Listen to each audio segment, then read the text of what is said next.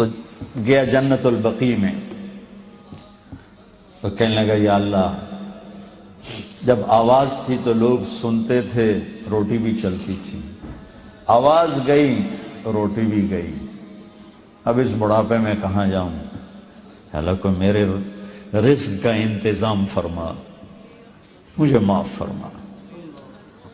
عمر رضی اللہ عنہ مسجد میں سوئے ہوئے تھے، ان کو خواب میں آواز آئی، میرا ایک بندہ جنت البقیع میں مجھے پکار رہا ہے۔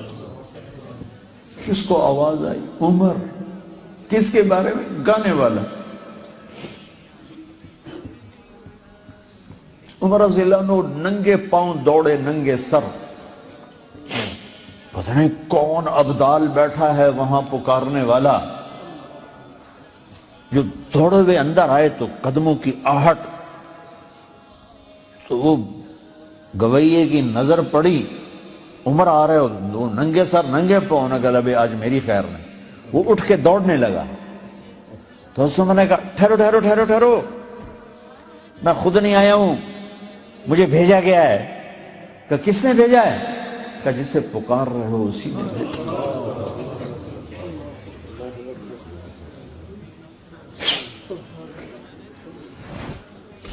وہ بوڑھا بیٹھ گیا، کہنے لگا واہ میرے رب، ساری زندگی تیری نافرمانی کی، آج تجھے پکارا تو اپنے پیٹ کی خاطر پکارا، اور تو نے اتنا بڑا میرا اعزاز، اتنی بڑی مجھے عزت دی، اے اللہ مجھے معاف کر۔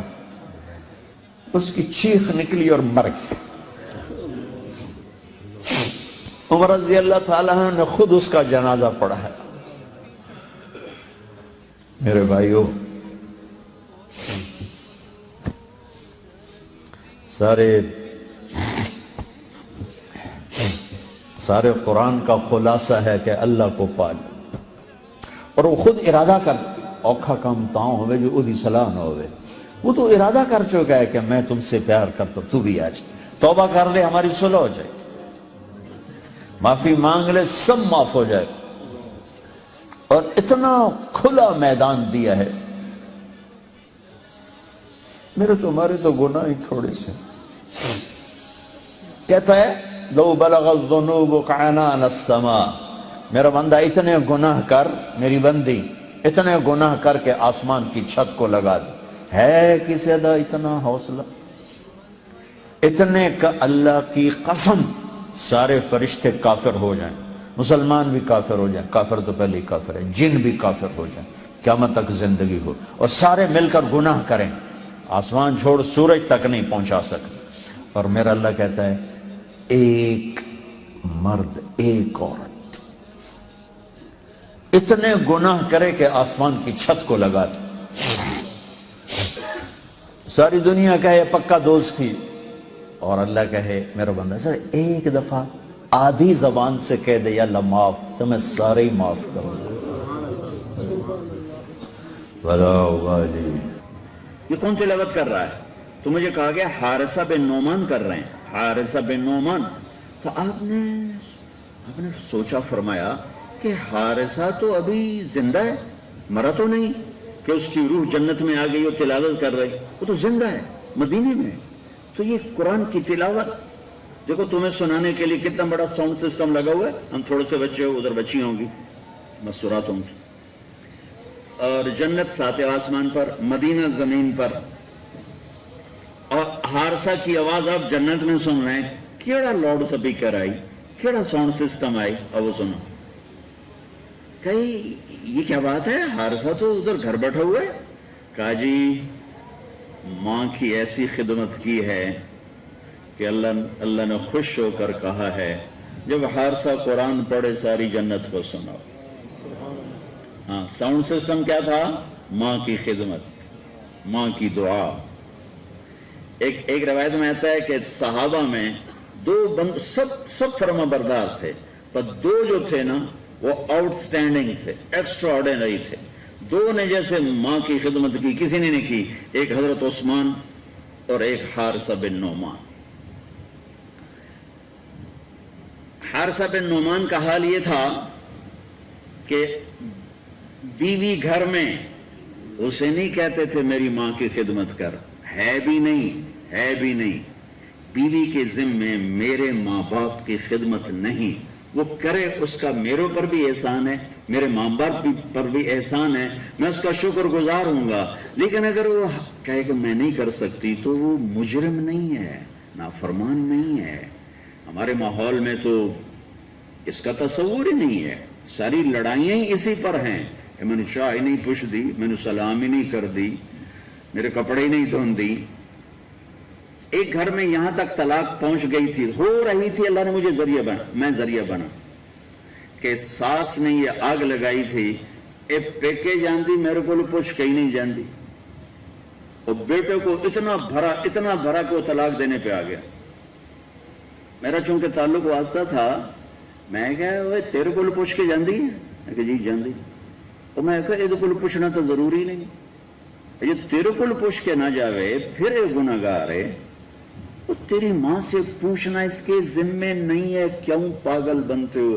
ہر اللہ کے واسطے دین پڑھو، تم نے صرف تسبیح پھیرنے کو اسلام سمجھا ہے، نمازیں پڑھنے کو اسلام سمجھا ہے، یہ تو 2 گھنٹے کا کام ہے نماز پڑھنا۔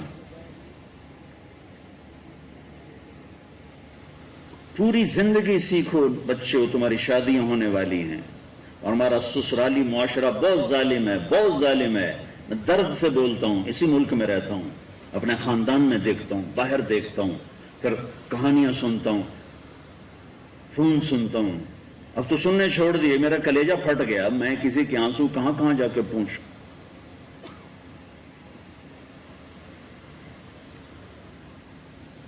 دین سیکھو، دین سے مراد نماز نہیں کہہ رہا ہوں، وہ دین کی عبادات کا بہت بڑا حصہ، زندگی، دین کی زندگی سیکھو۔ دین کس چیز کا نام؟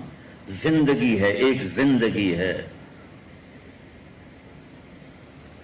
بڑی مشکل سے وہ طلاق ختم کروائی بی بی، تیرے کو پوچھنا ہے دے ذمے کوئی نہیں، پوچھے تو چنگی گل ہے، جب تو پوچھ لیا کر، لیکن ذمے کوئی نہیں، خامن سے پوچھنا ذمے ہے، اس نے اجازت دے دی تو اس کو کسی سے پوچھنے کی ضرورت نہیں ہے، لیکن یہ میرے معاشرے کا ظلم ہے۔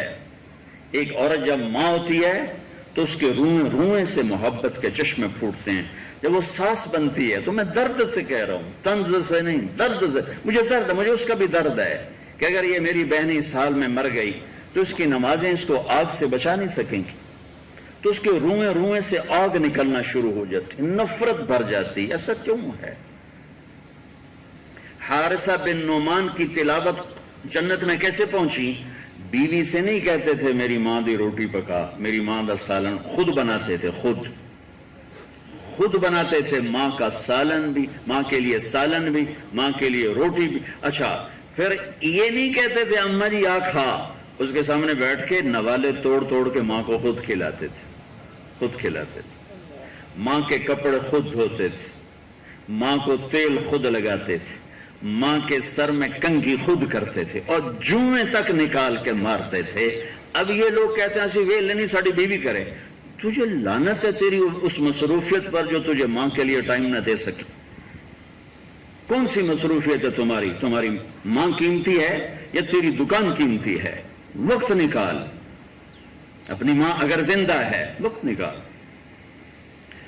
حارثہ کی آواز جنت میں کیسے پہنچ؟ ماں کے یوں خدمت۔ اور آخری بات، جب کوئی ماں کے حارثہ بیٹا یہ ذرا کر دینا، اب ان کو سمجھ میں نہیں آیا کہ ماں نے کیا کہا، تو کبھی نہیں کہا ماں جی کیا جی، میں نے سمجھ نہیں آیا، باہر نکل کے بیوی کو اشارہ کرتے، وہ باہر آ جاتی، کہتے ماں جی نے کیا کہا ہے مجھے سمجھ میں نہیں آیا، دوبارہ دہراتے نہیں تھے۔ امام زین العابدین اہل البیت آل الرسول، جگر گوشہ حسین، جن سے ان کی نسل چلی، ایک ہی تو بچے کربلا میں، سب تو ذبح ہو گئے، ساری رات رویا کرتے تھے، ساری رات۔ ایک دن ان کے خادم نے کہا حضرت اللہ نے آپ کو بہت رزق بھی دیا، عزت بھی، بادشاہی بھی، دین کی بھی دنیا، اب آپ کیوں ساری رات روتے ہیں؟ تو پھر رونے لگے۔ کہا میرے دوست یعقوب علیہ السلام کا ایک بیٹا گم ہوا تھا، یوسف، اور وہ بھی مل گیا تھا، تو 40 سال رو ان کی آنکھیں ختم ہو گئیں، مجھے کہتے ہو میں کیوں روتا ہوں؟ میں نے اپنے سارے گھر کو اپنی آنکھوں کے سامنے ذبح ہوتے دیکھا ہے، ان کے سروں کو نیزوں پہ چڑھتے دیکھا ہے، میرے بھائی، میرے چاچے، میرے باپ سب نیزوں پہ پیچھے ہوئے، میں کیسے نہ رہوں؟ یہ ماں کے ساتھ بیٹھ کے کھانا نہیں کھاتے تھے، بڑے عیب کی بات ہے عرب میں الگ الگ پلیٹوں میں کھانا کھانا، یہ ہمارے اجمیوں کا رواج ہے، اپنی پلیٹ چاہو تو وچ پاؤ۔